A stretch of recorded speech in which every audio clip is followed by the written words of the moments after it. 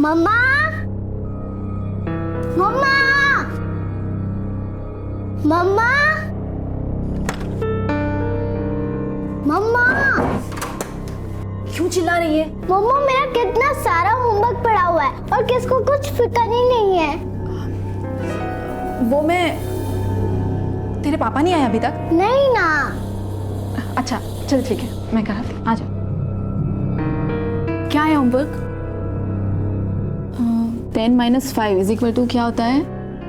1 2 3 4 5। So 10 - 5 is equal to 5। तेरे पापा भी ना अभी तक नहीं आए। तू ये कंप्लीट कर, मैं उनको कॉल करती हूँ।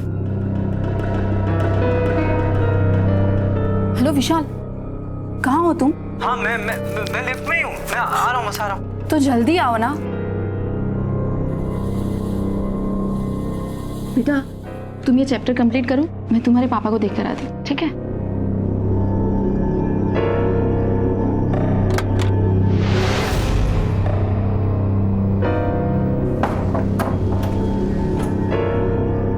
कहाँ थे तुम? रिम्मी क्या कर रहे हो? हाँ होमवर्क हो रहा है। पापा मेरी प्रॉब्लम सॉल्व करो ना। कौन सा प्रॉब्लम बेटा? 10 + 5 6 + 2 हो गया है। 10 + 5 करो, 10 + 5 कितना होता है? 10 + 5 बेटा 15 होता है ना। कितना होता है? 50। और अरे बाप रे, तो बहुत सारा होमवर्क बचा है, कैसे करोगे? हाँ तुम चिंता मत करो, पापा सारा होमवर्क करा देंगे। हाँ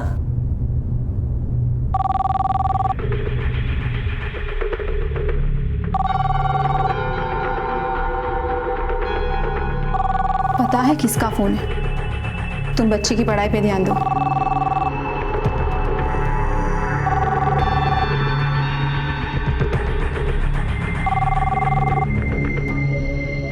नाइन +2 बेटा सर, आप 1 मिनट होमवर्क करो। मैं hello Vishal, please come fast, I really need your help. अच्छा अभी आ रहा हूँ मैं। बेटा आप होमवर्क करो, मैं आता हूँ।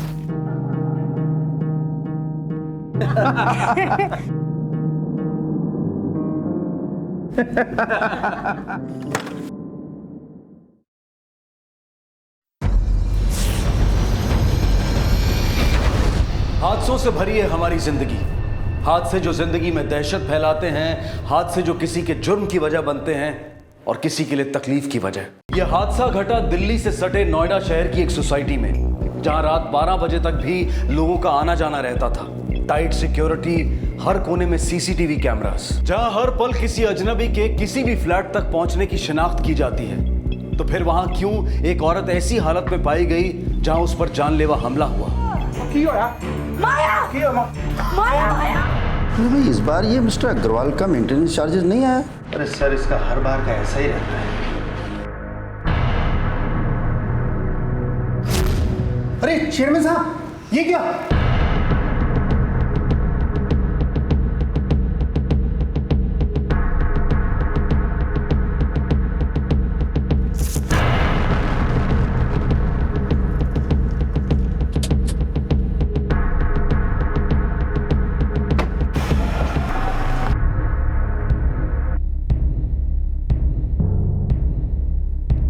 हमें पुलिस को इन्फॉर्म कर देना चाहिए, इससे पहले कि ये हॉस्पिटल वाले कोई ऑब्जेक्शन ले।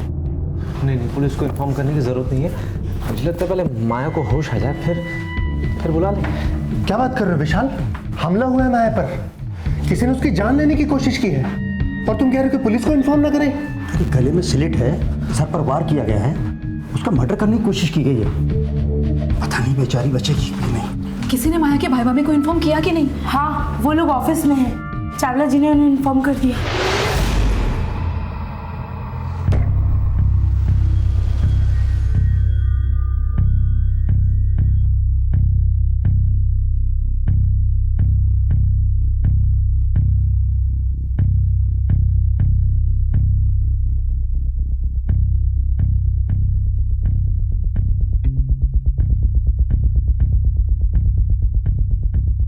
माया को होश आ गया है, लेकिन वो बात करने के हालात में नहीं। अब आप पुलिस को इन्फॉर्म कर दीजिए। Hello, police station.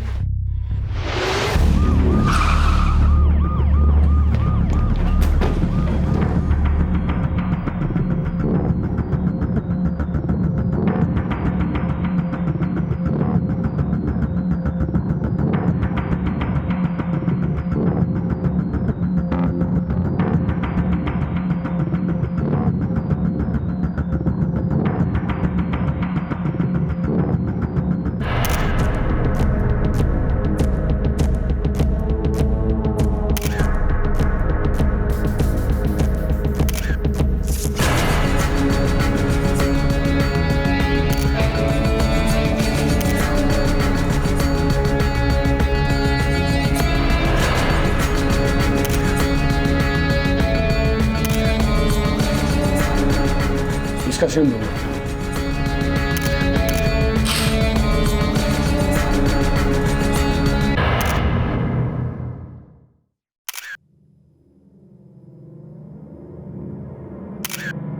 सबसे पहले किसने देखा? सर वो मैंने देखा जी।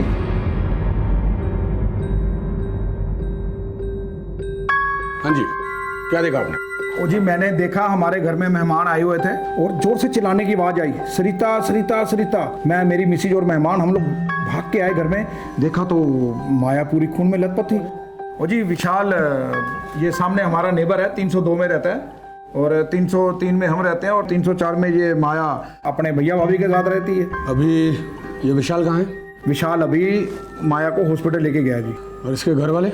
घर वाले उसके भैया भाभी के साथ रहती है। इसका अभी अभी तलाक हुआ है और इसकी भाभी को तो हमने इन्फॉर्मेशन दे दिया है और भाई इसका कॉल सेंटर में काम करता है और उसको वहाँ इजाज़त नहीं है कि फ़ोन उठाने की ना लगाने की, और उसका फ़ोन बंद आ रहा है।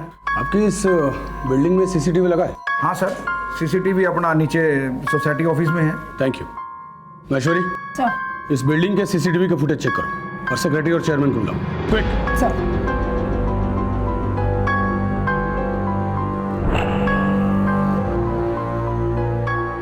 स्टॉप स्टॉप, ये कौन है?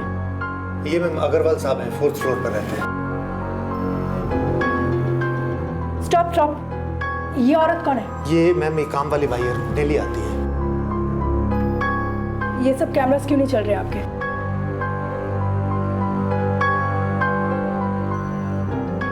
फॉरवर्ड करो इसे थोड़ा।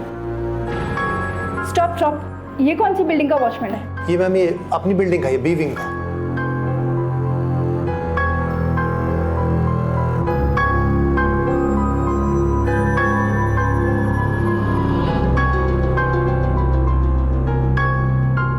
ये हादसा कितने बजे हुआ था? सर करीब 8:30, 8:15, 8:30 के बीच की बात है। मैं अपनी वाइफ सरिता के साथ और अपनी बच्ची के साथ घर पे ही था, तभी अचानक माया का इंटरकॉम पे फोन आया। उसने कहा कि शी नीड्स हेल्प। किस तरह की हेल्प? सर जब माया का फोन आया वो बहुत घबराई हुई साउंड कर रही थी। मुझे कुछ समझ नहीं आया, मैंने फोन रखा और मैं दौड़कर इधर आ गया। फिर आपने डोरबेल बजाई होगी? नहीं सर, दरवाजा खुला था। दरवाजा खुला हुआ था? आपको मतलब दरवाजा खुला था, लैच लगी हुई थी या फिर पूरा खुला?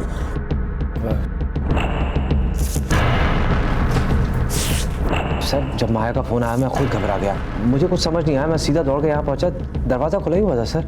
मैंने सरिता को आवाज़ लगाई तो डेफिनेटली आपने दरवाजे के लॉक को हाथ नहीं लगाया हो? नहीं सर। श्योर? हाँ सर, नहीं लगाया मैं। आप मुझे ये पिछले 3 घंटे की सारी फुटेज एक पेन ड्राइव में दीजिए। जी जी हो जाएगा मैम। और कैमरास कहाँ लगे हुए हैं सोसाइटी में? मैम एक लिफ्ट में है कैमरा और एक सामने है। और फ्लैट्स के सामने? फ्लैट के सामने कोई कैमरा नहीं है मैम। क्या लगता है मैडम, किसका काम हो सकता है ये? मनु लगता है जी ਉਹਦੇ सिर ਦੇ पीछे वार किया होगा। वेरी गुड, काफी नॉलेज है आपको। वो जी नॉलेज की क्या बात है जी, वो आजकल इतने क्राइम शो चलते हैं, वो नॉलेज तो मिल ही जाती है। तो वैसे क्राइम के सीरियल में आपने ये नहीं देखा होगा कि जो ज्यादा नॉलेजेबल लोग होते हैं शक की सुई भी उन्हीं पे घूमती है। इसके भाई बहन कहाँ हैं? वो जी भाभी उसकी शाम को 4 बजे ऑफिस में गई है, भाई को 8 बजे चलते मैंने देखा। 8 बजे? हाँ जी पक्का? पक्का। भाई 8 बजे घर से निकलता है और हादसा तकरीबन 8:30 बजे होता है। इसका मतलब हादसे से आधे घंटे पहले उसका भाई अपने घर पे था। चलो चावला साहब, आपको ये बात पहले बतानी चाहिए थी ना। अच्छा पाजी, आपने उसके भाई के बिहेवियर में कोई अजीब बात देखी?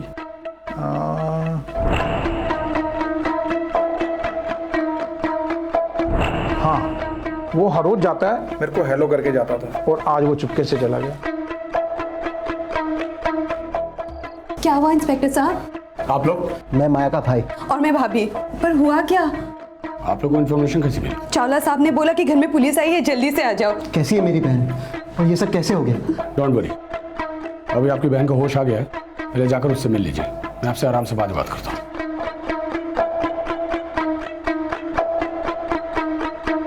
माया अपनी भाभी के साथ रहती थी। अगर पड़ोसियों की माने तो हादसे के वक्त माया अपने घर में अकेली थी। पुलिस ने सीसीटीवी की सारी फुटेज छान मारी, लेकिन उनके हाथ कोई सुराग नहीं लगा। घर में ना कोई चोरी ना कोई लूटपाट, लेकिन माया की हालत देखकर ऐसा लग रहा था कि जिस तरह से उस पर वार किया गया था वो किसी रंजिश की वजह से या गुस्से में किया गया था। यानी वार करने वाला इंसान माया से बेहद नफरत करता था। ये बात पुलिस की समझ में भी आ चुकी थी, लेकिन वो शख्स था कौन, इसका जवाब अब सिर्फ माया के पास था। सर, सीसीटीवी की 3 घंटे की फुटेज मैंने एक पेन ड्राइव में ले ली है। कुछ मालूम चला? सर, सोसाइटी के मैक्सिमम लोग हैं उसमें, लेकिन कोई भी ऐसा इंसान नहीं है जिसपे हमें शक हो सके। महेश्वरी, ये मुझे अंदर का मामला लगता है, शायद किसी आपसी रंजिश का, क्योंकि घर में कोई लूटपाट नहीं हुई। Possible sir. और माया का बयान? सर, वहीं जा रही हूँ, अभी शर्मा जी से बात हुई है। माया अब इस कंडीशन में है कि वो हमें बयान दे सके। That's good. तुम एक काम करो, ये पेन ड्राइव मुझे दो, मैं थाने जा रहा हूँ, तुम उसका बयान लेके आओ। सर,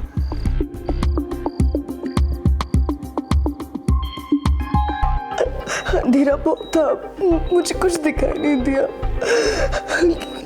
किसी ने मेरे मुंह जबरदस्ती बंद करके मेरे सर पे 5 से मार, मुझे चक्कर आने लगे।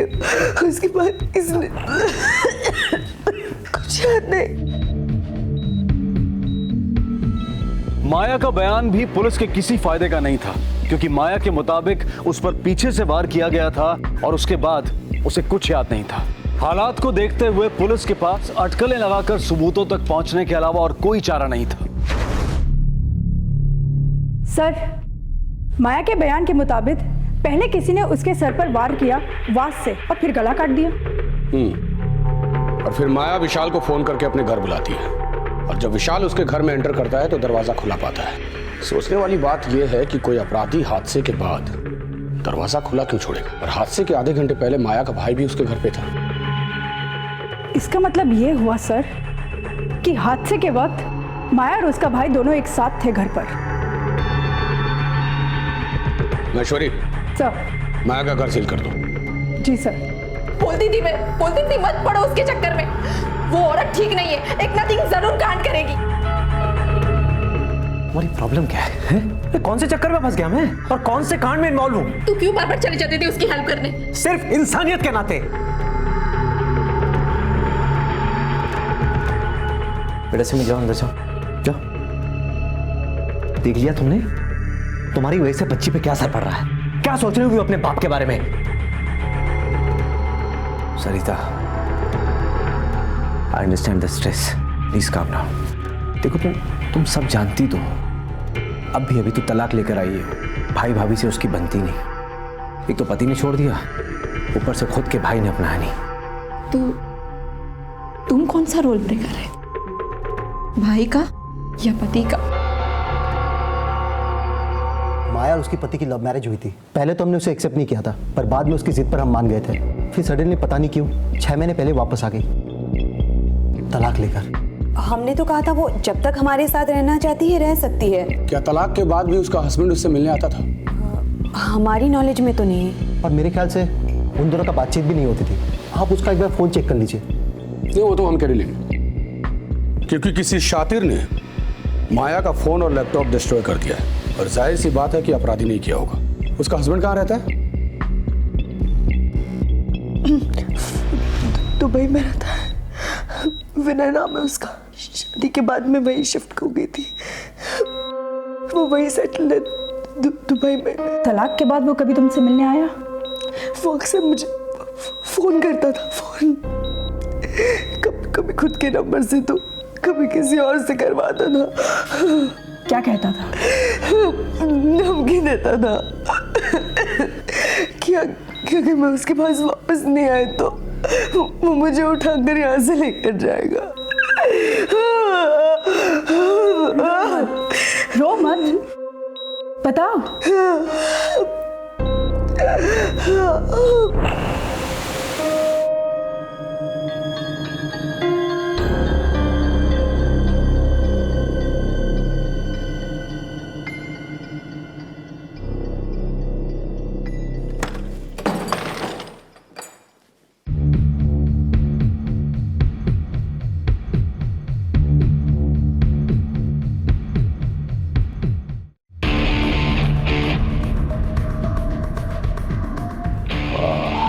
स्पोर्टी मैन, जोशीले मर्द। कम ऑन माया, मैं जानता हूं तुम जाग रही हो।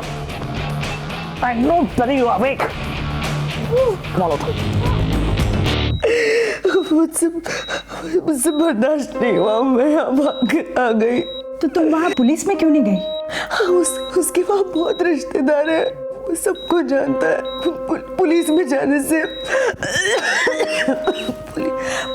जाने से मेरी और मेरे भाई भाभी की बहुत बदनामी होती है।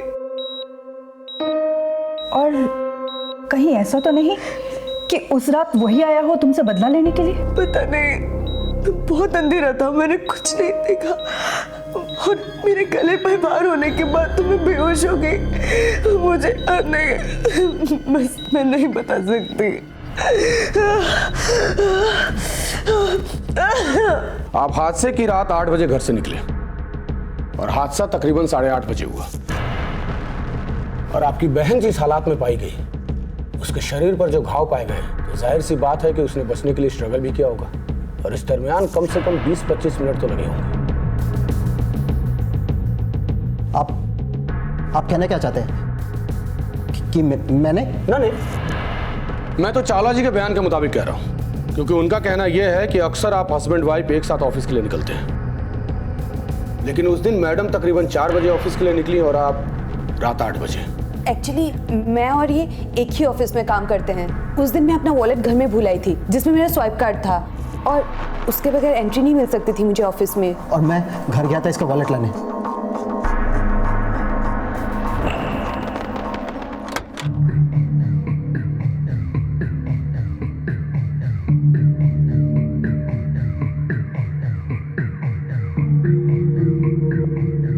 माया, माया,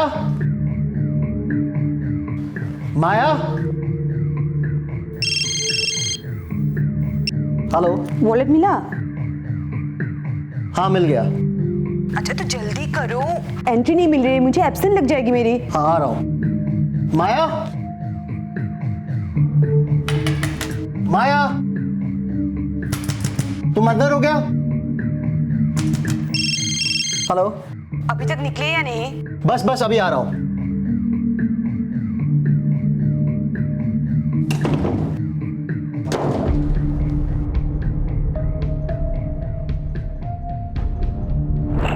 तो जब आप घर में वॉलेट लेने के लिए दाखिल हुए तो सब कुछ ठीक था? हाँ, मुझे लगा माया बाथरूम में है। और उसके बाद आप दरवाजा ऑटोमेटिक लॉक करके चले गए, ऐसे लैच लगा हुआ, या फिर पूरी तरह से लॉक किया? हाँ, लॉक पूरी तरह से बंद करके। पक्का? हाँ। और विशाल के बयान के मुताबिक जब वो आपके घर में आया, जब माया ने उसको हेल्प के लिए बुलाया था, तब दरवाजा पूरी तरह से खुला हुआ था। और पहली नजर में इसका सीधा सा मतलब ये निकलता है कि जब आप घर में एंटर हुए तो आपके आने से पहले हमलावर घर में मौजूद था, लेकिन आपके घर में एंटर करते ही वो आपकी बहन को लेकर बाथरूम में छिप गया हो, और आपके घर से निकलते ही उसने आपकी बहन पर हमला किया हो और फिर दरवाजा खुला छोड़कर चला गया हो। ओह माय गॉड, इसका मतलब माया उस वक्त बाथरूम में थी, किसी के कब्जे में, और मैंने देखा भी नहीं।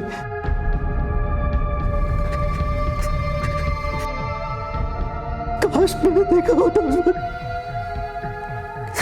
काश। तो सर ये कहना था माया का। कमाल है। और इधर माया के भाई भाभी का भी यही कहना है कि माया की उसके हस्बैंड से बनती नहीं थी। फिर तो माया के हस्बैंड का यहाँ आना बनता है। तुम एक काम करो, उसके हस्बैंड का एड्रेस निकालो, उसको यहाँ बुलाओ। माया जो कि सिर्फ आधे घंटे के लिए अपने घर में अकेली थी, उस पर हमला होता है और पुलिस की छानबीन के बावजूद भी हमलावर का कुछ पता नहीं चलता। विशाल के मुताबिक माया की अपने भाई और भाभी से बनती नहीं थी, जबकि माया के भाई और भाभी के मुताबिक वो माया को बहुत प्यार करते थे। चौंकाने वाली बात यह थी कि हादसे के वक्त जब विशाल माया के फोन के बाद उससे मिलने गया, तब दरवाजा खुला हुआ था, जबकि माया का भाई कुछ ही मिनटों पहले वहां से गया था, तब दरवाजा लॉक था। यानी कि कोई तीसरा था जो इन्हीं कुछ मिनटों में सबकी नजरें बचाकर वहां पर आया और अपना काम कर गया। लेकिन माया के बयान ने इस कहानी को एक और मोड़ दे दिया, जब उसने पुलिस को यह बताया कि उसका पति उसे बहुत टॉर्चर करता था। पुलिस ने माया के पति विनय को दुबई से बुलवा लिया।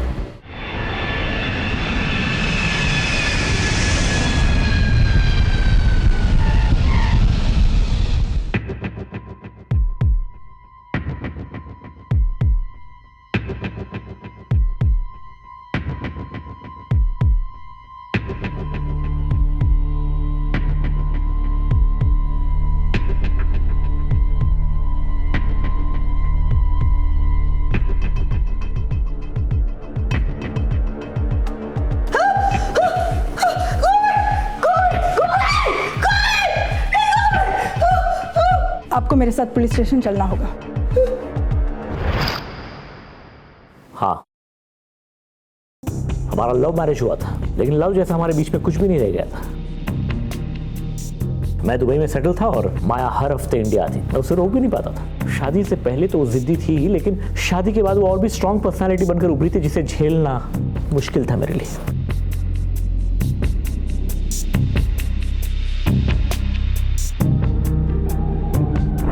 सरप्राइज! तुम कहीं जा रही हो? इंडिया। माया, तुम पिछले हफ्ते तो इंडिया से लौटी हो, अभी वापस इंडिया जा रही हो? विनय, तुम्हें पता है ना मेरा रिसर्च का काम बाकी है, छोड़ो। माया, तुम अपना रिसर्च यहाँ पे भी कर सकते हो, ये दुबई है। और फिर अभी अभी अपनी शादी हुई है, ये वक्त साथ बिताने का है ना कि दूर जाने का ना। स्टॉप इट विनय, मैं इंडिया जा रही हूँ, तुम मुझे रोकोगी, करेक्ट? तो फिर मेरी भी एक बात कर लो, मेरी भी जिद है कि तुम यहीं रहोगी, नहीं तो क्या क्या कर लोगे तुम? क्या कर लोगे? हाँ, नहीं तो मैं हमारे भैया से बोल दूंगा सब कुछ। अच्छा, रियली? हाँ, क्या बताओगे? मेरा मतलब है, अगर तुम ऐसा बर्ताव करोगी तो मैं बोलूंगा नहीं। क्या क्या बोलोगे तुम? मैं बोल क्या बोलोगे? हाँ? ये मुझे पता है क्या करिए तुम। माया, नहीं चाहिए ना तुम्हें? हाँ, माया, ये सब ये क्या करना चाहते हो तुम? हाँ? मुझे तुमसे तलाक चाहिए। क्या? मैं नहीं रहना चाहता। तुम ऐसा क्यों कर रही हो मेरे साथ माया? तलाक चाहिए? ठीक है, पेपर्स भिजवा देना और साथ में एलिमनी के 2 करोड़ भी, करेक्ट? मिस्टर विनय, आपके और आपकी बीवी के बयान में सिर्फ एक बात कॉमन है, लोकेशन। और आपने अपने बयान में एक और बात कही कि ऐसा कोई खास इंसान था आपकी बीवी की नजर में जिससे मिलने के लिए वो बार बार इंडिया आती थी। कौन है वो? देखिए sir, I am not sure, but मुझे शक है। शक? किसमें? कौन है वो? ऐसा कौन खास इंसान था आपकी बीवी की नजर में कि जो आपके मना करने के बावजूद उससे मिलने बार बार इंडिया आती थी? कौन है वो? देखिए, मैंने आपसे mister Vinay, tell me, who is the guy? किसमें शक है आपको?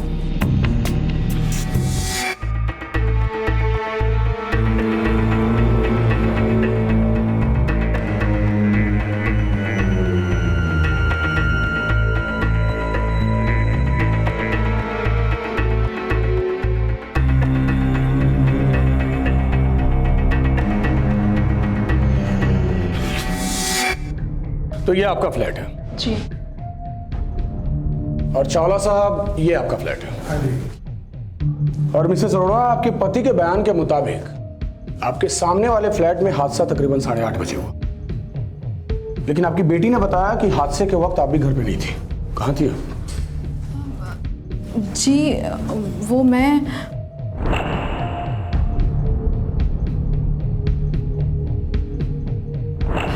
हाँ सर, वो मैं कचरे का डिब्बा रखने गई थी।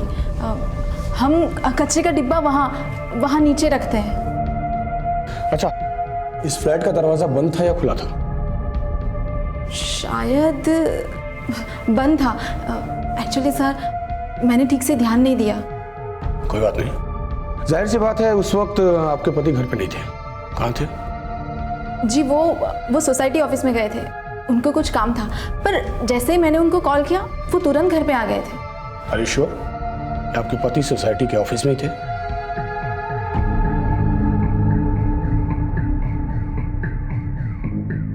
मेरी जासूसी कर रही हो तुम? फंसाना चाहती हो मुझे इन लोगों के बीच में? और साबित क्या करना चाहती हो तुम? यह मियां बीवी का झगड़ा बात नहीं।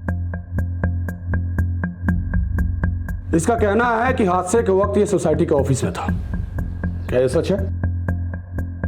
हाँ भाई विशाल, तुम तो उस रात हमारे साथ नहीं थे, फिर झूठ क्यों बोला?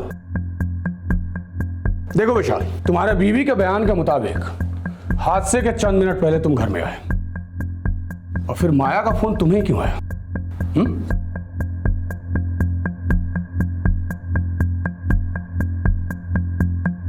आप लोग मुझे घेर कर साबित क्या करना चाहते हैं कि मैंने माया को मारने की कोशिश की?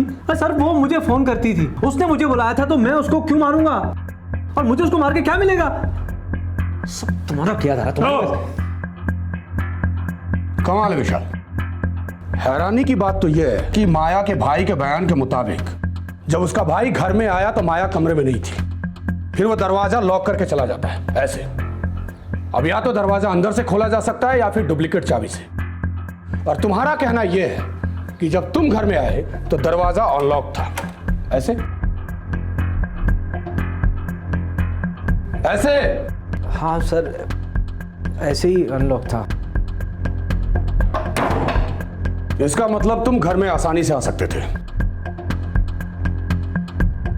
या हो सकता है तुम्हारे आने के लिए दरवाजा खुला रखा गया हो। अब तुम किसी पचड़े में अगर नहीं फंसना चाहते तो सारा सच उगल दो। और माया के पति का बयान हम ले चुके हैं और हम जान चुके हैं कि माया बार बार इंडिया किससे मिलने आती थी। वो तुमसे मिलने बार बार इंडिया आती थी। तुम्हारी वजह से उसने अपने पति से तलाक लिया और जब तुमको यह लगा कि वो तुम्हारे गले पड़ रही है तो तुमने उसको अपने रास्ते से हटाने की कोशिश की ताकि आगे चल के वो तुम्हारी मुसीबत न बन जाए। Is it true? नहीं सर, ये सब झूठ है सर। मैंने आपसे पहले भी कहा कि वो मुझे फोन करती थी, मैंने तो इस चीज को कभी बढ़ावा दिया ही नहीं। देखो विशाल, मुझे सिर्फ सच सुनना है और तुम्हारी भलाई इसी में है कि खुद के मुंह से सच उगलना शुरू कर दो, वरना मेरे पास ऐसे ऐसे तरीके हैं कि अगर अपने पे आ गया तो तोते की तरह पटपट बोलना शुरू कर दोगे। बस तकलीफ थोड़ी बढ़ जाएगी। बको!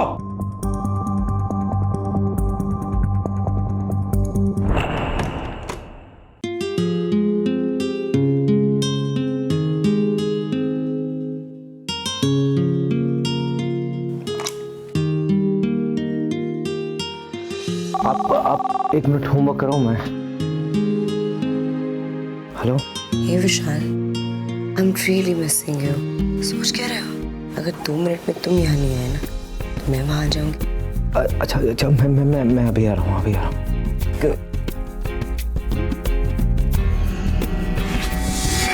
अच्छा रुको, कहाँ जा रहे हो तुम? मैंने कहा कहाँ जा रहे हो? सोसाइटी ऑफिस जा रहा था किसी काम से। कचरे का डिब्बा रख के आओ। मुझे क्यों बोलूं, जाके रख दो ना। अगर माया ने कहा होता तो कूड़ेदान तक फेंक कर आते ना। तुम्हारा दिमाग खराब हो गया, सोच समझ के बोला करो, दिमाग का इलाज कराओ जाके अपना। जब से देख रहा हूँ ये क्या खा रहे हो, कहाँ जा रहे हो, सवाल पूछ पूछ के जिंदगी खराब कर दी मेरी। अरे जाके खुद रख दो ना, जाओ। मेरा दिमाग खराब।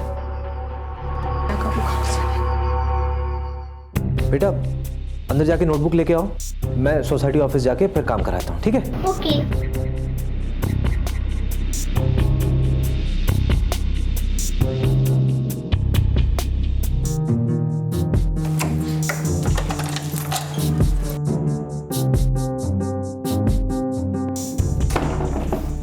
क्यों बुलाती मुझे बार बार तुम इस बार? तुम्हारे साथ स्पेशल मोमेंट्स बता सका। छाया, प्लीज ट्राई टू अंडरस्टैंड। क्या चाहती हो तुम? थोड़ा प्यार मुझसे कर लोगे तो क्या फर्क पड़ जाएगा? हाँ, आई रियली लव यू।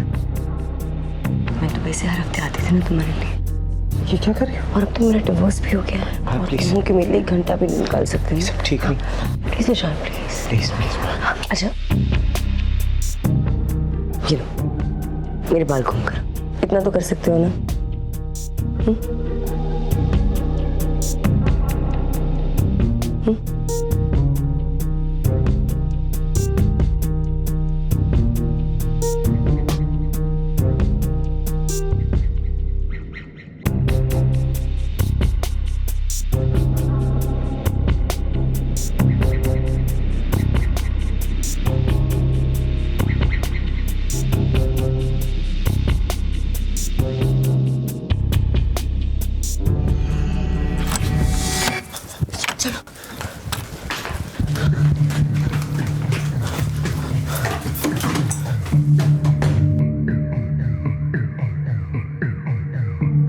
माया, माया,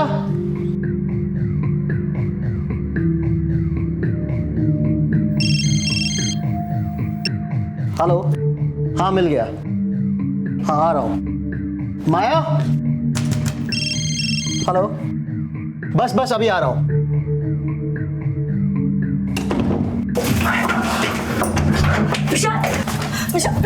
भाई आप तो जाने दो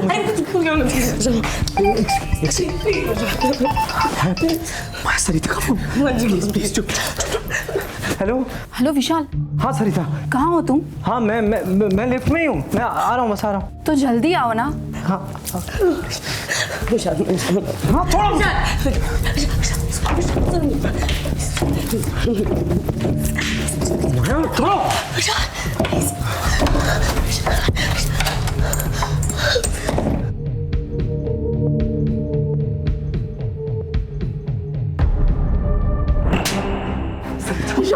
तुमने ऐसा क्यों किया?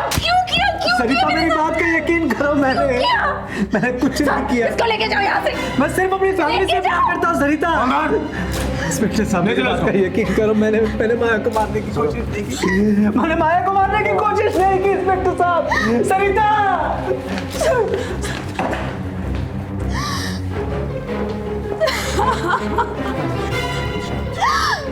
कहानी में ट्विस्ट है सर।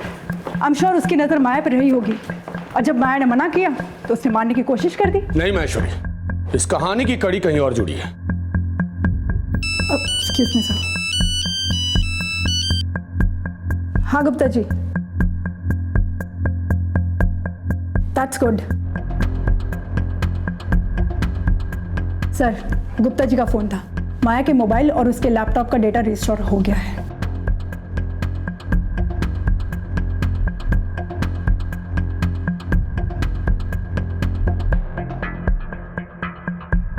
महेश्वरी सर, ये देखो, ये माया के लैपटॉप पे बहुत इंटरेस्टिंग डेटा है। केस पूरी तरह क्लियर है। यहाँ जितने लोग खड़े हैं इनमें से किसी ने हमला नहीं किया, और ना ही सीसीटीवी के फुटेज में हमें कोई ऐसा इंसान दिखा। तो आपको ये चोटें कैसी हैं? अब आप खुद बताएंगे कि मैं बताऊं? क्योंकि आपके लैपटॉप के डेटा से यह बात साबित हो चुकी है कि आप फॉरेंसिक रिसर्च कर रही थी। मतलब ये कि आप हमले को साबित करने में सक्षम थी। तो आप खुद अपने मुंह से कबूल कीजिए कि आपने अपने ऊपर किए हमले को अंजाम कैसे दिया। देखो माया, तुम्हारे पास कोई रास्ता नहीं है। अब तुम बुरी तरह फंस चुकी हो।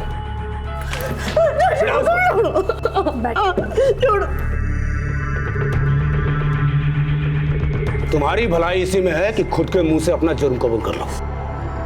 नहीं तो अगर हम कबूल कराने पे आ गए ना तो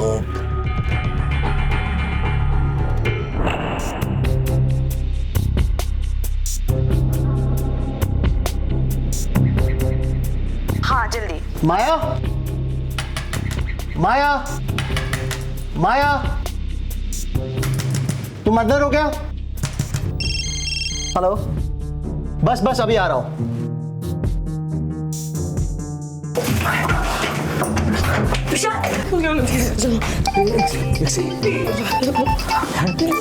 सरिता का फोन।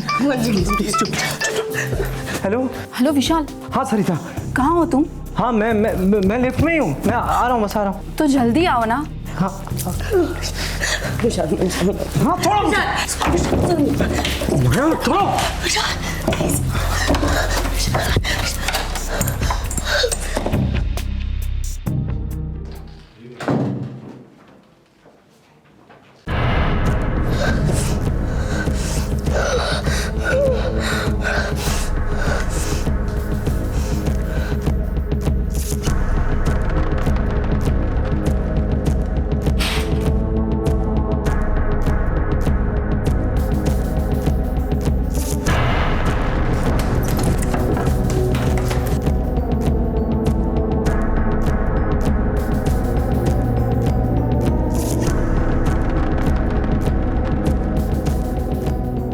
थोड़ा attacks the victim from behind on this part of the head. The victim's skull is not damaged.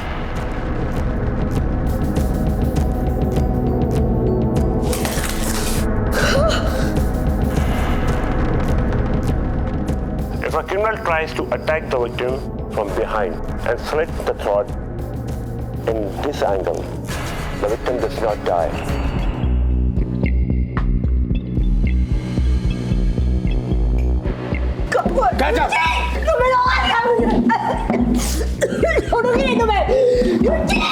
विशाल, अगर तुमने ये सारी सच्चाई पहले बता दी होती तो आज तुम सरकारी गवाह होते, मुजरिम नहीं। ले जाओ इसको।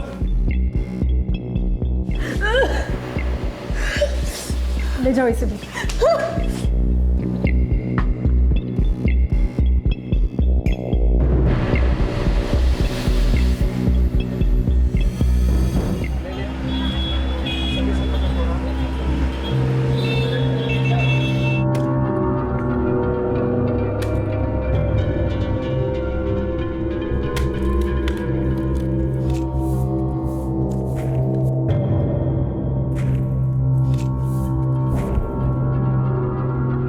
देख एकनाथ, अरे डीजल का भाव घट गया तो क्या है? हाँ नहीं, हम टेम्पो का भाड़ा कम नहीं करेंगे, तू बोल दे सबको।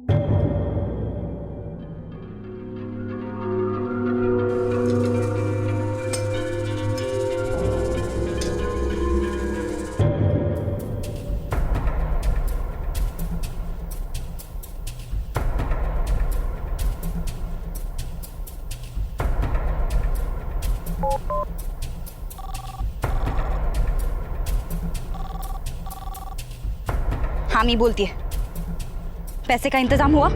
देखो अगर मुझे पैसा नहीं मिला ना तो मैं तुम्हें बर्बाद कर दूंगी।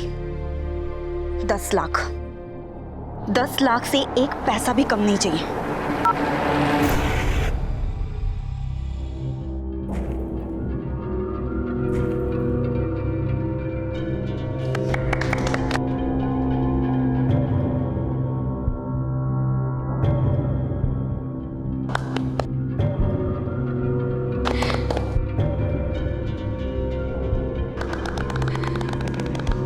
लो आपकी सगाई का गिफ्ट, नवी कोरी बुलेट। बेटा इतना खर्चा करने की क्या जरूरत थी?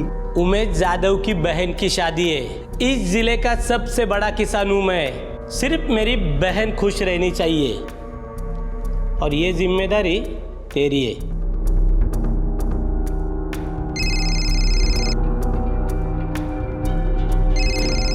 Excuse me. हेलो, बधाई हो अक्षय सेठ। हाँ, अब तो आपको अक्षय सेठ ही कहना पड़ेगा। बड़े घर के दामाद बन रहे हो। मेरे पैसों का बंदोबस्त किया? अगर नहीं किया ना तो देख लेना, सेठ से भिखारी बनाने में 2 मिनट लगेंगे। तेरा साला है ना उमेश, उसे बस तेरे और मेरे बारे में बताऊंगी, तब तो वो तुझे जमीन में जिंदा गाड़ देगा। कहाँ से लाऊंगा मैं इतने पैसे? वो तेरा प्रॉब्लम है, मुझे बस मेरा पैसा चाहिए। और अगर तूने नहीं दिया ना तो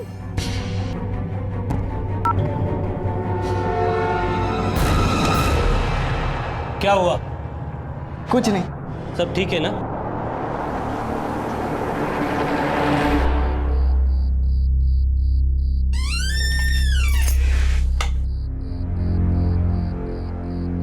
सागरिका अंधेरे में क्यों बैठी है? क्या हुआ? कुछ परेशानी है? कोई अगर 2 मिनट के लिए शांत बैठे ना आई तो आपको ऐसे लगता है वो परेशान है। ऐसी कोई बात नहीं है।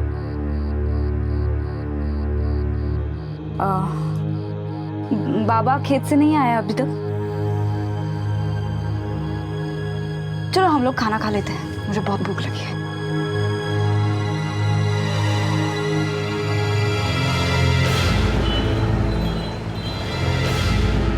कितनी अच्छी शॉपिंग हुई ना अक्षय। अक्षय ये वाली टी शर्ट तुम मुझे अभी पहन के दिखाओ। कौन सी? ये वाली। अरे वाह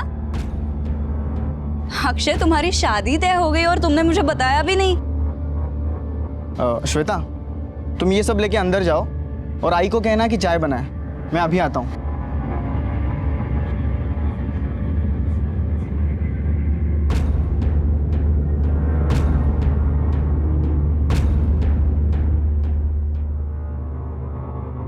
सागरिका, वो क्या है कि आई बाबा ने जिद करके ये शादी तय की है।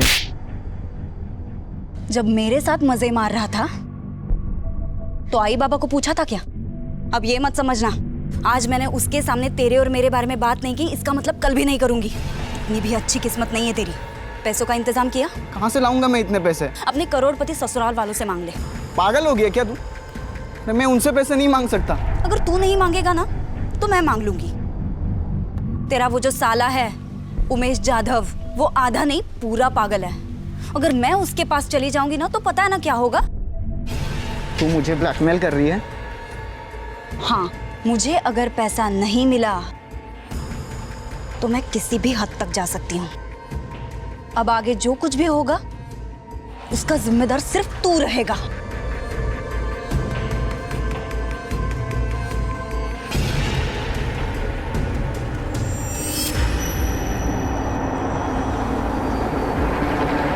बीस साल की सीधी सादी दिखने वाली सागरिका एक गरीब किसान की इकलौती बेटी थी, जिसे देखकर कोई नहीं कह सकता था कि वो एक ब्लैकमेलर भी हो सकती है। लेकिन ब्लैकमेलिंग उसकी जरूरत है, मजबूरी है या फिर शौक। उसे शायद ये एहसास भी नहीं था कि वो एक संगीन जुर्म कर रही थी, और ये जुर्म उसे किस दिशा में लेकर जाएगा वो इसका अंदाजा भी नहीं लगा सकती थी, क्योंकि किसी भी गुनाह के परिणाम अपराधी की उम्मीद से कोसों दूर होते हैं।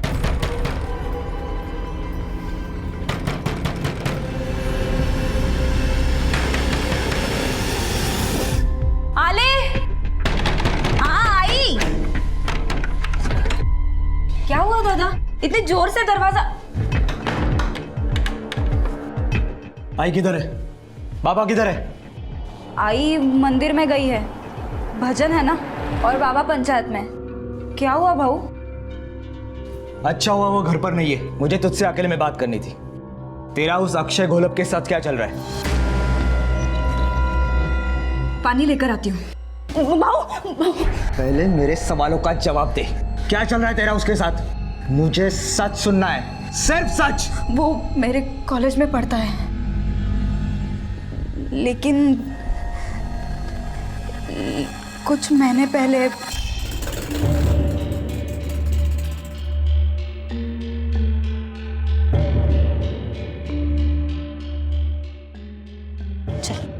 एक minute Sagarika, I love you. अरे कुछ जवाब तो दो।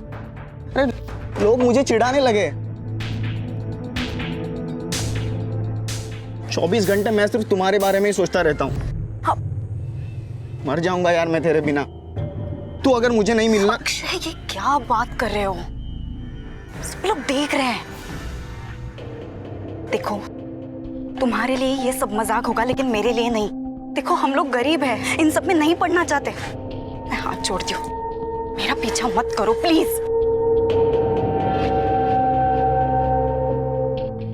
एक बात पूछूं, क्या अक्षय तुझे सचमुच बुरा लगता है?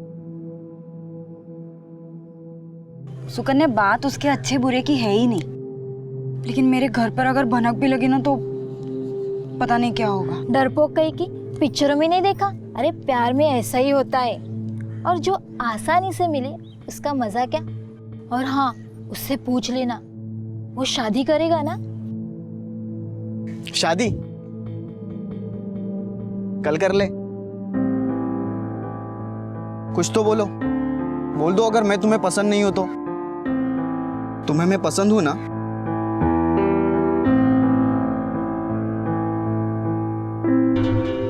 मैं चाहते हुए भी खुद को आगे बढ़ने से रोक नहीं पाई और प्यार के बहाव में दोनों ने अपनी सारी हदें पार कर दी।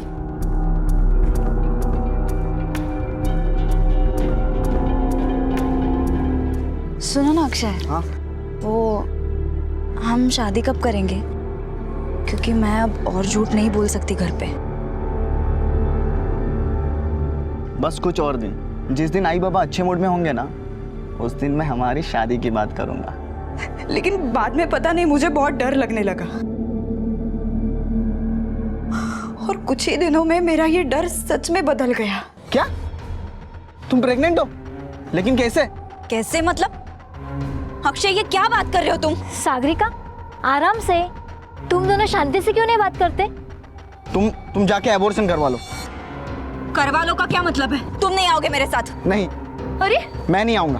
अरे वहाँ कोई पहचान का मिल गया तो, और उसने घर पे बता दिया तो आई बाबा को धक्का बैठेगा। हाँ हाँ, तुम्हें तो सबकी चिंता है सिवाय मेरे। अरे एक बार कहा ना, नहीं आऊंगा मतलब नहीं आऊंगा।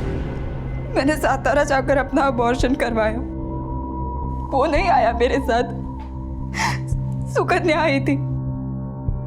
भाव में खरं सांगते, उसके बाद उसने मुझे अवॉइड करना शुरू किया।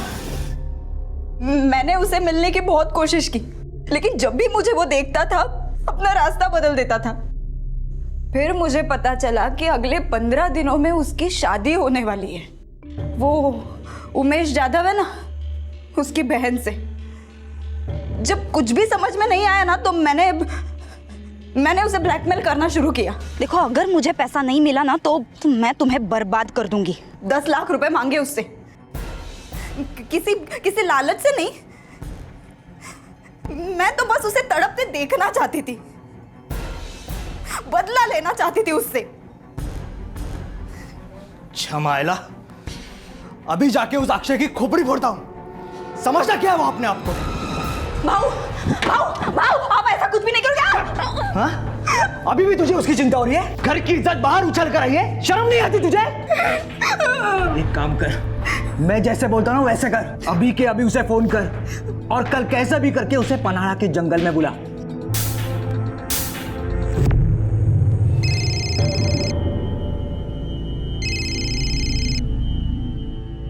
मैंने तुझे फोन ये बताने के लिए किया है, कल कुछ भी करके पन्हाड़ा पहुंचना।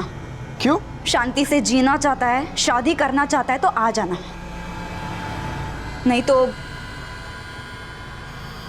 नहीं तो मैं उमेश जाधव के पास चली जाऊंगी।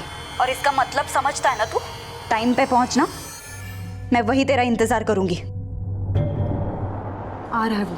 अब देख मैं क्या करता हूं उसके साथ। इंसान की शक्ल में हैवान हमारे चारों तरफ घूमते हैं और सागरिका भी अक्षय के भीतर छुपे इरादों को पहचान नहीं पाई। सागरिका को अपना बदला लेने का यही तरीका समझ में आया और जब उसने माधव के साथ अपना दुख शेयर किया तो माधव ने भी उसे अहम खिलाड़ी बना दिया। गलती के जिस रास्ते पर सागरिका थी, माधव ने उसे और पुख्ता करने की ठान ली और यह रास्ता उस तरफ गया जहां सबके इंतजार में सिर्फ बर्बादी खड़ी थी।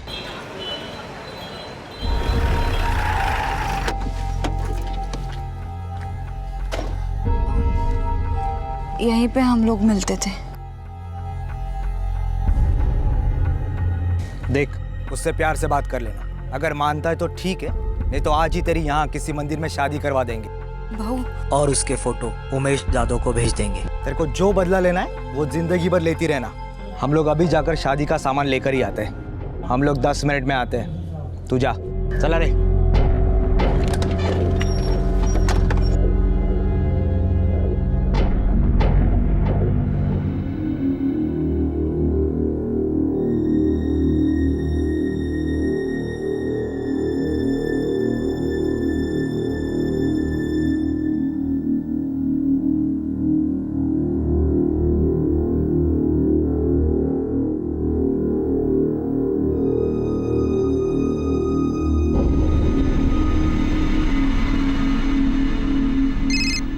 हाँ बोल, क्या हुआ?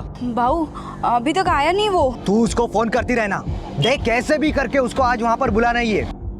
अगर हमारे आने से पहले वो वहां पर आ जाए ना तो उसको बातों में उलझा कर रखना। हाँ हाँ, मैं फोन रखता हूँ, हम पहुंच रहे वहां पर। ये देखो अक्षय, ये हमारे मेहमानों की लिस्ट। दादा के इतने सारे दोस्त हैं कि 1000-1500 तो आ ही जाएंगे। और तुम्हारे?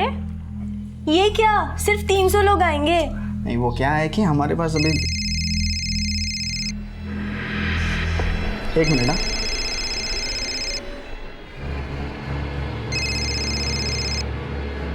हेलो, किधर है तू? आया क्यों नहीं अभी तक? हाँ हाँ, बस 10 मिनट में आता हूँ।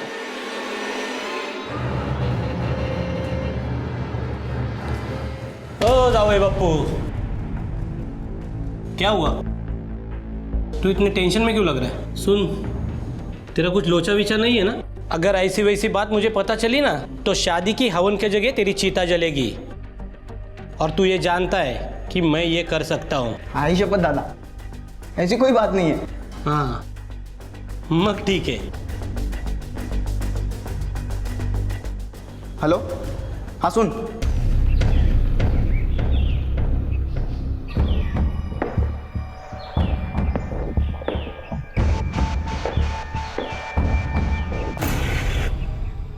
कौन हो तुम लोग?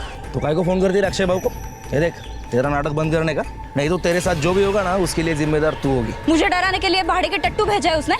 लेकिन देखो, तुम लोग कौन हो मुझे पता नहीं है और मैं जानना भी नहीं चाहती। ये टायर को भी अभी पंक्चर होना था।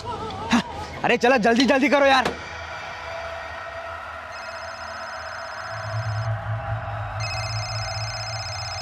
कितना पैसा दिया उसने मुझे डराने के लिए? देखो, मैं डरने वाली नहीं हूं।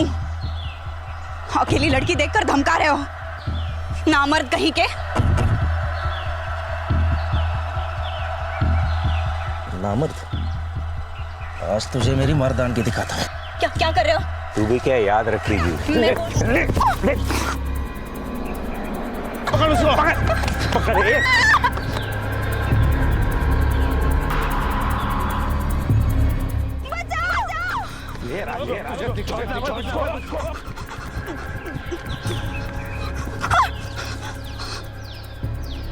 आज मेरी मर्दान के दिखाता हूँ। छोड़ मत।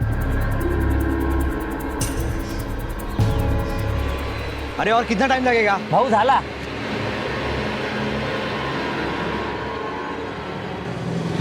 Sagarika miss call?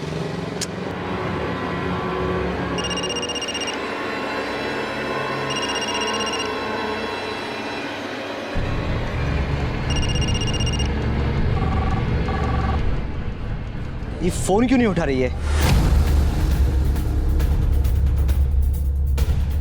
भाई हो गया, हो गया, चलो चलो बैठो जल्दी।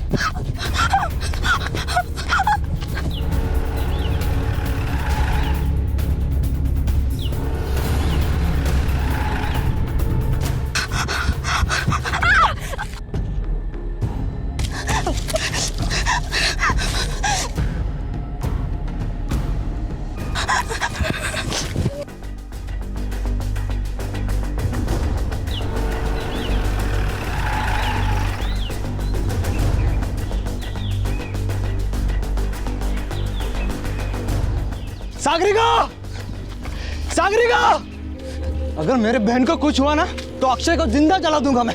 सागरिका, सागरिका, भाई यहां से आवाज आ रही है।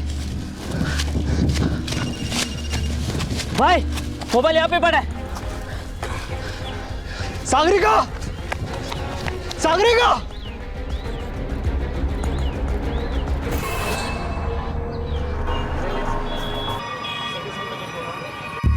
काम हो गया। तुमने जितना कहा था उससे ज्यादा किया है। और अगर उसका फोन आया तो? जिंदगी में कभी नहीं करेगी। तुमको तो क्या, किसी और को भी फोन करने से डरेगी।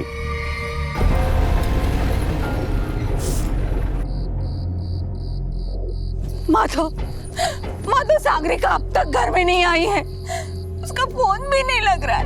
मैंने उसकी सारी सहेलियों की फोन किया, वो कहीं पे भी नहीं है। माधव, मुझे बहुत डर लग रहा है। माधव, पता नहीं मेरी घर पे किसी के साथ झगड़ा हुआ था उसका?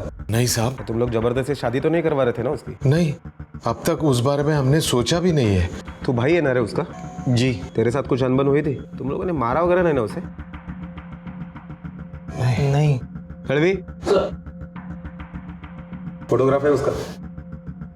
हाँ साहब, ये लीजिए। ये फोटोग्राफ आजू बाजू के पुलिस स्टेशन में भेज दो, देखो कहीं से कुछ ट्रेस मिलता है क्या।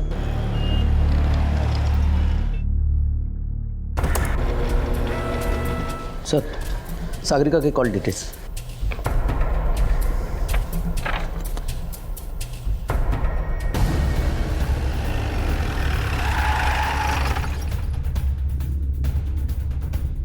हमने छानबीन की है और उस सिलसिले में तुमसे कुछ पूछताछ करनी है। सागरिका कौन से कॉलेज में थी? MY के कॉलेज। किस किस से मिलती थी? कोई दोस्त? बचपन से खाली एक सहेली थी, सुकन्या। और अक्षय घोलप, उसके साथ क्या रिश्ता था? ये कौन है साहब? तुम्हें तो पता ही होगा ना, बहन थी तुम्हारी। उसके कॉल रिकॉर्ड के हिसाब से उस दिन उसने सिर्फ तुम्हें और अक्षय को फोन किया था। कल ही पुलिस स्टेशन में हमें पता चल गया था कि तुम सब जानते हो। अब बोलते हो या बुलवाऊं? मुझे पता था साहब, उस दिन। मैं जैसे बोलता हूँ वैसे कर, अभी के अभी उसे फोन कर और कल कैसे भी करके उसे पनाड़ा के जंगल में बुला। देख, उससे प्यार से बात कर लेना, अगर मानता है तो ठीक है, नहीं तो आज ही तेरी यहाँ किसी मंदिर में शादी करवा देंगे। सागरिका! सागरिका! सागरिका?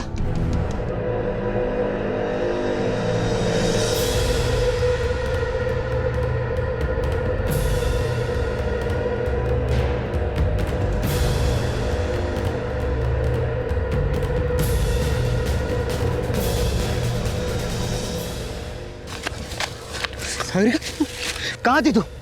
क्या हुआ तुझे? उस अक्षय ने तुझे मारा है क्या? मैं उस अक्षय को जिंदा नहीं छोड़ूंगा।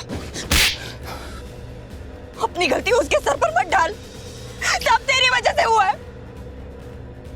मुझे तेरी बात सुननी ही नहीं चाहिए थी। मुझे दूर रह, मुझे तेरी शक्ल भी नहीं देखनी। सागरिका रोक, मेरी बात तो सुन। सागरिका रोक, मेरी बात तो सुन। अरे इतना सब होने के बावजूद तूने हमको कुछ भी नहीं बताया। सागरिका कहाँ है? कहाँ है सागरिका? बता मेरे को। अगर उसके बाद वो कहाँ गई मुझे नहीं मालूम है। और तुमने उसे वैसी हालत में वहां से अकेले जाने दिया? साहब, वो मुझसे नाराज, मेरी शक्ल भी नहीं देखना चाहती थी। मुझे लगा उसका गुस्सा ठंडा हो जाएगा तो वो अपने आप घर वापस आ जाएगी। अच्छा, ये अक्षय घोलप कहाँ रहता है?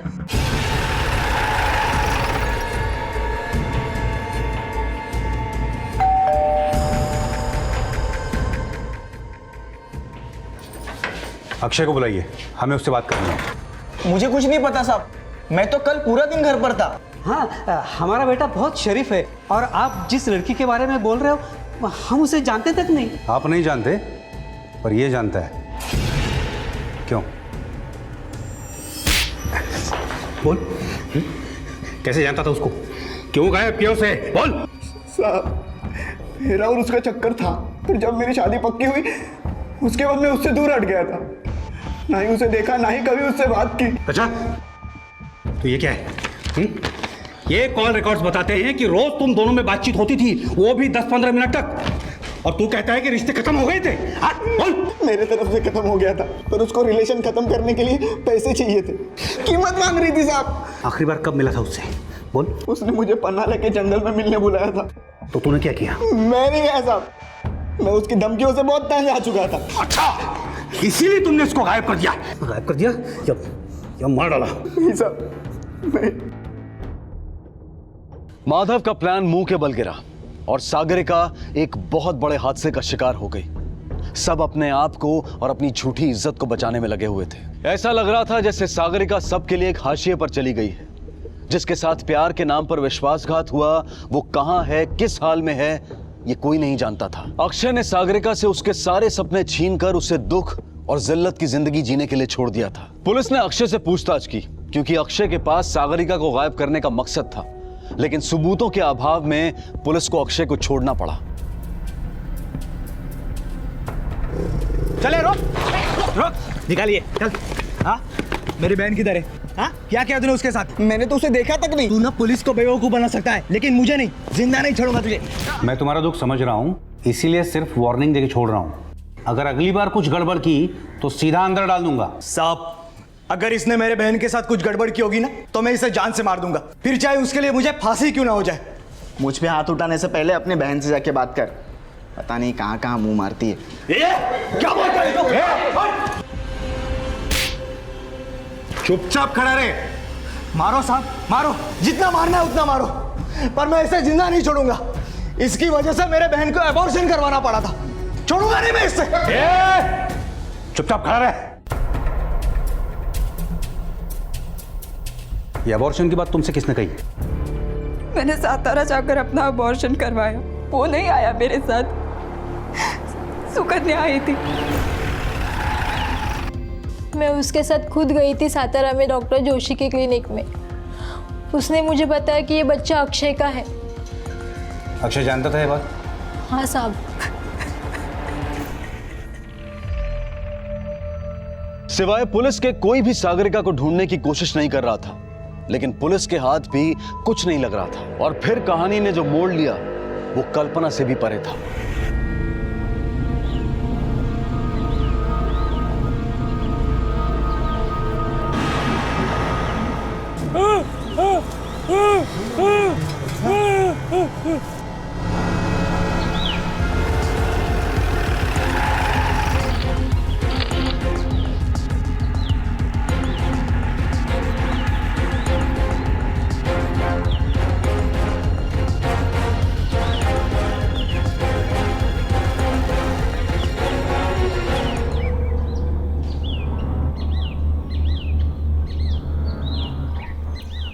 सर, हो सकता है ये बॉडी सागरिका की हो, क्योंकि माधव ने कहा था वो इसी जंगल में आई थी।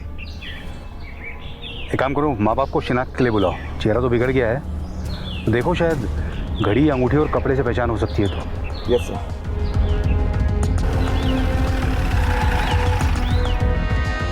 सर, कपड़ों, घड़ी और अंगूठी की वजह से सागरिका के माँ बाप ने बॉडी को पहचान लिया है और अब ये कंफर्म हुआ है कि वो बॉडी सागरिका की ही है।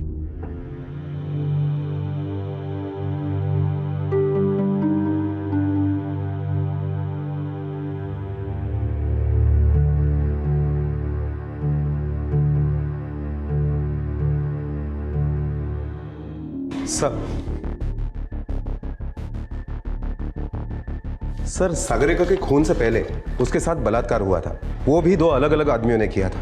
उसकी बॉडी से और वारदात की जगह से 2 आदमियों के डीएनए सैंपल मिले। साहब, यही वो जगह है जहां वो अक्षय से मिलने वाली थी। लेकिन सर, सागरिका की बॉडी यहाँ से आधे किलोमीटर दूर मिली थी, फिर वो वहां कैसे पहुंची? इसका मतलब है शायद वो यहाँ से किसी के डर से भागी थी। लेकिन किसके डर से? तुम्हें उसका मोबाइल कहाँ मिला था? साहब, मोबाइल इधर मिला था। भाई, मोबाइल यहाँ पे पड़ा है। सर, वहाँ कुछ मिला है। सर, यहाँ पे झाड़ी में फंसा हुआ उसके दुपट्टे का कपड़ा। इसका मतलब वो भागते हुए यहाँ से गुजरी होगी।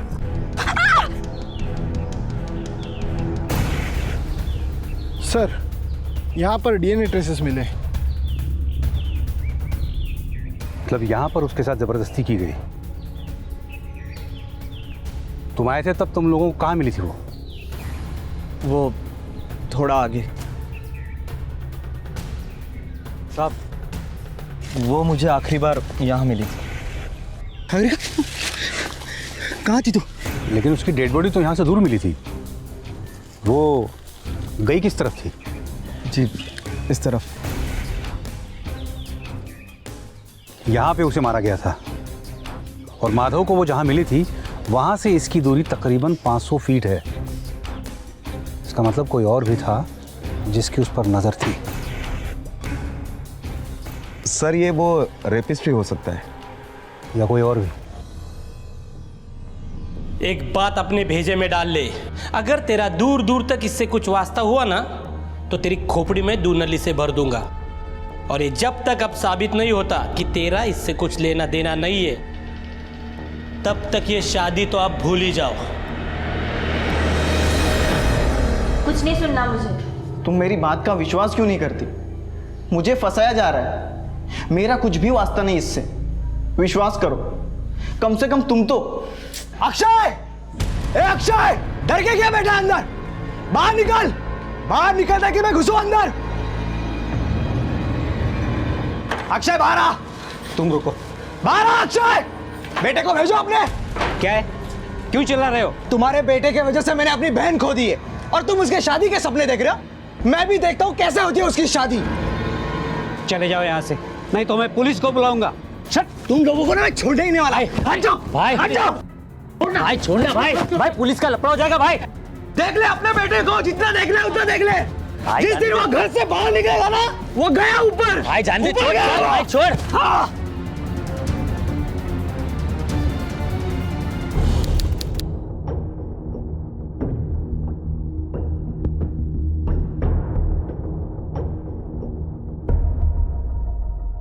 अगर हम शुरू से देखते हैं तो अक्षय के अलावा किसी के पास कोई मकसद नहीं था सागरिका को मारने का। हमें अक्षय को उठाना पड़ेगा। अक्षय, अक्षय, अक्षय। क्या हुआ? अक्षय घर में है लेकिन दरवाजा ही नहीं खोल रहा। देखिए ना, ये कब से फोन ट्राई कर रहे हैं, फोन भी नहीं उठा रहा है। दरवी देखो।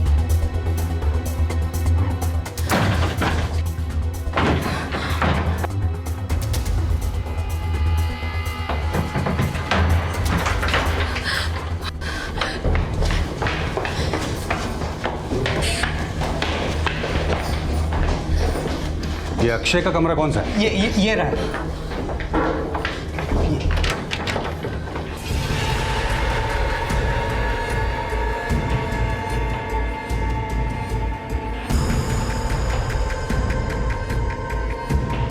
अक्षय, अक्षय, अक्षय।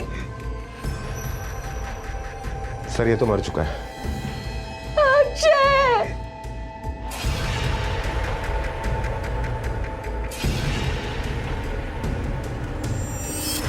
अक्षय के मर्डर ने इस केस को और पेचीदा बना दिया था, क्योंकि सिर्फ अक्षय ही था जिसके पास सागरिका के कत्ल का मकसद था। लेकिन अब तो अक्षय खुद ही मारा जा चुका था। इसके बाद निशाने पर थे माधव और उमेश। इन दोनों ने ही खुलेआम अक्षय को जान से मारने की धमकी दी थी। लेकिन जिस वक्त कत्ल हुआ, माधव अपनी बहन का अंतिम संस्कार कर रहा था और उमेश अपने घर पर ही मौजूद था। और ना ही इन दोनों के फिंगरप्रिंट्स कत्ल के हथियार पर मिले थे। अगर सारे सस्पेक्ट बेगुनाह थे तो फिर गुनहगार कौन था? यह केस सुलझने की बजाय और उलझता जा रहा था। पुलिस की सारी मेहनत किसी अंधेरे में गुम हो रही थी और तभी श्वेता के बयान से पुलिस को उम्मीद की एक किरण दिखाई दी। हमारी एंगेजमेंट हो चुकी थी, बहुत जल्द शादी भी होने वाली थी। सब खुश थे, पर कुछ दिनों से अक्षय कुछ अजीब सा बिहेव करने लग गया था। अजीब अजीब से लोगों से छुप छुप के मिलने लग गया था, जिन्हें देख के मुझे कभी नहीं लगा कि वो उसके दोस्त हो सकते हैं। पर वो सब देख के मुझे ऐसे लगा कि जो हो रहा है वो सही नहीं है।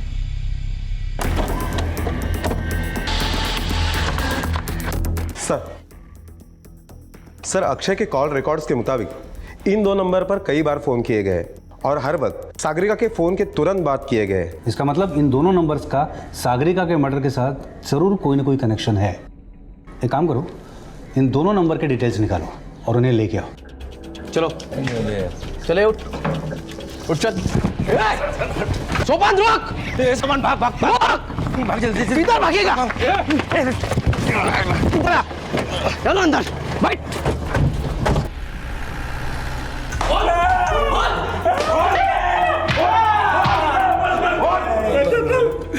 साहब हमने कुछ नहीं किया, हमने कुछ नहीं किया। वो अक्षय ने हमें धमकाने की सुपारी दी थी, हमने बस उतना ही किया साहब। बताता हूँ साहब, बताता हूँ साहब। हाँ, हमने उसके साथ जबरदस्ती की।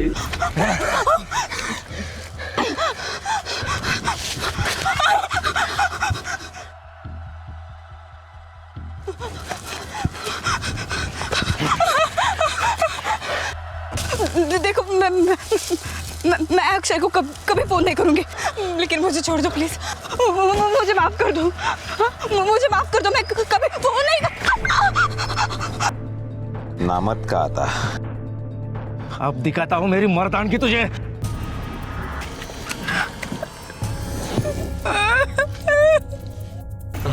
हमने उसको नहीं मारा साहब, सच सच बोल रहे हैं, हमने उसको नहीं मारा साहब।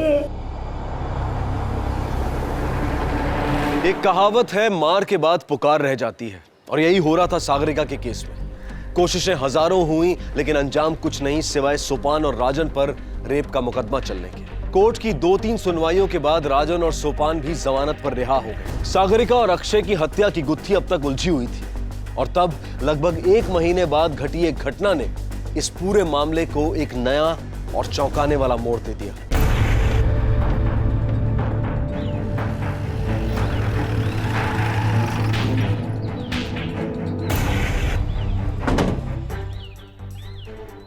हटिए, पीछे हटिए, पीछे हटिए। सर, राजन और सोपान सागरिका रेप केस वाले सर पर पत्थर मारकर खून किया है, जैसे सागरिका को मारा था। मौत लगभग 5-6 घंटे पहले हुई है सर, और बॉडी के ऊपर सूखी घास भी डाली गई है। बॉडी के पास शराब की बोतल भी मिली है सर। किसी ने कुछ देखा है? नहीं सर, लेकिन ये किसान है जिसने सबसे पहले बॉडी को देखा, सूखी घास उठाने के लिए आया था। आपने पत्थर को हाथ तो नहीं लगाया? नहीं साहब। सर, पत्थर के ऊपर के भी फिंगरप्रिंट्स ले लिए।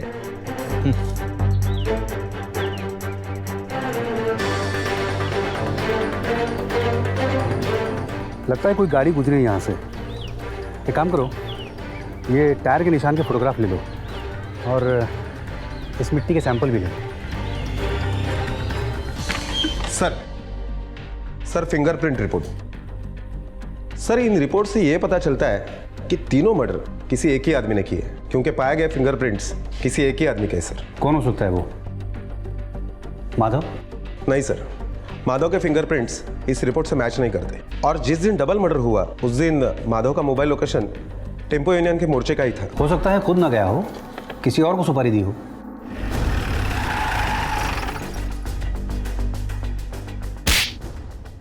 क्या कर रहे हैं आप लोग ये? राजन और सोपान को मारने के लिए तूने किसको भेजा था? मैंने ऐसा कुछ नहीं किया साहब, मैं तो मोर्चे में गया था उससे। तुम्हारे अलावा किसी के पास कोई मकसद नहीं था अक्षय और उन दोनों को मारने का। सच बता, तूने अक्षय को धमकी दी थी ना? वो तो मैंने गुस्से में दी थी साहब। माले, अंदर ले चल इसको, अंदर फटाफट बोलेगा ये। अरे मेरे बच्चे को तुम्हें काहे बोलत कैसे नहीं? रुको,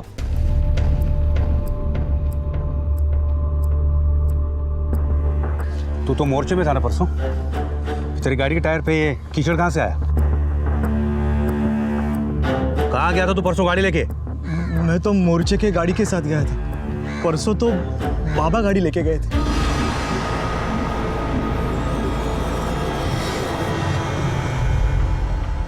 क्या लगा था तुम्हें अपने भोले भाले चेहरे के पीछे आसानी से छुप जाओगे और कोई पहचान नहीं पाएगा? कानून अपराध सूंघ लेता है, और अपराधी को भी। तेरे फिंगरप्रिंट्स मैच हो गए हैं। बोल, क्यों किया ये सब? अपनी बेटी को मार दिया तूने? बोल! मैंने माधव और सागरिका की बातें सुनी थी। सतारा जाकर मैंने अपना अबॉर्शन करवाया। तब से मेरा उन दोनों पे ध्यान था। उन्होंने अक्षय को जंगल में मिलने के लिए बुलाया था, ये भी मैंने सुना था। अभी के अभी उसे फोन कर और कल कैसा भी करके उसे पन्हाड़ा के जंगल में बुला। कल कुछ भी करके पन्हाड़ा पहुंचना। मैं भी उनके पीछे पीछे जंगल गया। यहीं पे हम लोग मिलते थे।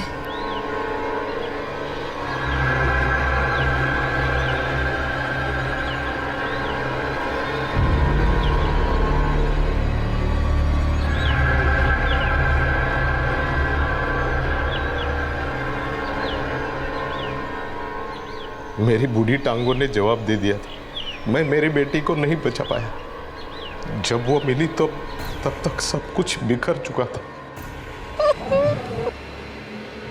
उसने अपना मुंह तो काला कर ही दिया था, उसके साथ हमारे इज्जत पर भी कालिक मल दी। फिर मैंने देखा माधव और उसके बीच झगड़ा चल रहा था। एक काम ठीक से नहीं कर सका तू? सागरिका, मेरी बात तो सुन। सागरिका, सागरिका रुक।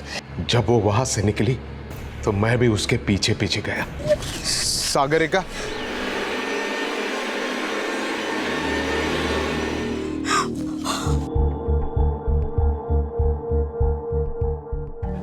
बाबा देखो ना उन्होंने मेरे साथ क्या किया।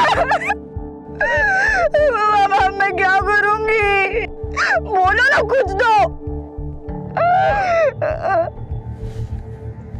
कुछ तो बोलो, कुछ तो बोलो ना, क्या करूं?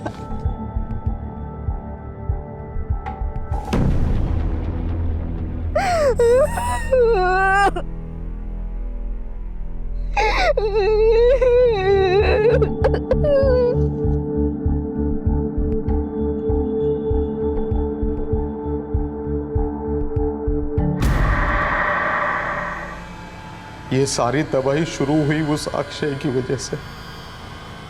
फिर भला मैं उसे जिंदा कैसे छोड़ सकता था? उसे जीने का कोई अधिकार नहीं था, इसलिए मैंने उससे भी मार डाला।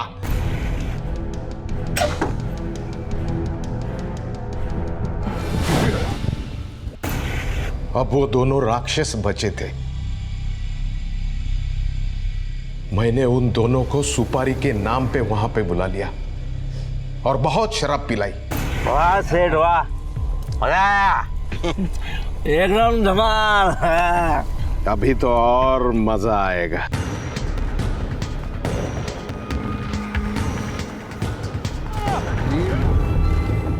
हमारे समाज की मानसिकता आज भी बदली नहीं है और जगन्नाथ उसका जीता जागता उदाहरण है। उसने अपनी ही बेटी को बड़ी बेरहमी से मार डाला। वो बेटी जो प्यार के नाम पर धोखा खा चुकी थी और अपनी अस्मिता बचाए रखना चाहती थी, जिसकी कोई गलती नहीं थी, जिसे इस मुश्किल वक्त में अपने बाप के कंधे का सहारा मिलना चाहिए था, उसी बाप ने अपने हाथों से उसे मार डाला, सिर्फ अपनी झूठी शान के लिए। अगर जगन्नाथ में पुलिस की मदद भी होती तो सागरिका को न्याय भी मिलता और वो आज जिंदा भी होती। किसी भी इंसान को कानून अपने हाथ में लेने का हक नहीं है। सागरिका अपनी सारी अधूरी इच्छाओं के साथ दूसरी दुनिया में जा चुकी है और जगन्नाथ सलाखों के पीछे, जिसके लिए वो खुद जिम्मेदार है, उसे कानून ने आजीवन कारावास की सजा सुनाई है। बच्चों की गलती पर माता पिता का गुस्सा होना वाजिब है, लेकिन जरूरत है कि ऐसे वक्त में बच्चों से बातचीत की जाए, उन्हें समझने और समझाने की कोशिश की जाए। आप सबसे गुजारिश है कि गुस्से को कभी भी अपने ऊपर हावी ना होने दें और विवेक से काम लें। अब मैं अनूप सोनी आपसे विदा लेता हूं। फिर मुलाकात होगी अगले एपिसोड में एक और चौंका देने वाले केस के साथ। तब तक अपना और अपने परिवार का ख्याल रखें और देखते रहें क्राइम पेट्रोल डायल 100। सबक एक को, सीख हम सबको। जय हिंद। क्राइम पेट्रोल के और भी दिलचस्प कहानी देखने के लिए हमारे चैनल को सब्सक्राइब करें और बेल आइकॉन दबाना न भूलें।